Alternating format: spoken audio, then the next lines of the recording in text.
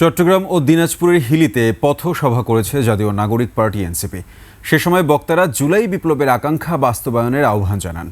বিকেলে চট্টগ্রামের চকবাজারে আয়োজিত পথসভায় এনসিপির দক্ষিণাঞ্চলের মুখ্য সংগঠক হাসনাত আবদুল্লাহ বলেন, বিগত সময়ে অর্থের বিনিময়ে ভোট কিনে দেশে লুটপাট করা হয়েছে। অনিয়ম দুর্নীতির মাধ্যমে সম্পদের পাহাড় গড়েছেন অনেকে। এ বিষয়ে সবাইকে সজাগ থাকার আহ্বান জানান তিনি। এদিকে দুপুরে হিলি স্থলবন্দরের চরমাথায় এনসিপির পথসভায় উত্তরাঞ্চল মুখ্য সংগঠক সার্জিস আলম বলেন, আগে সরকার উন্নয়নের নামে হিলিকে শোষণ করেছে। সব ধরনের বৈষম্য দূর করে জুলাই বিপ্লবের আকাঙ্ক্ষা বাস্তবায়ন করতে হবে।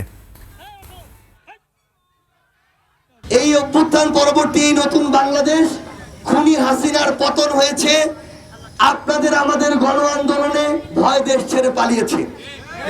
কিন্তু এই যে এত আকাঙ্ক্ষা নিয়ে এত জীবন দেওয়া, রক্ত দেওয়া, সেই আকাঙ্ক্ষাগুলোর কিন্তু এখন বাস্তবায়ন লাগবে।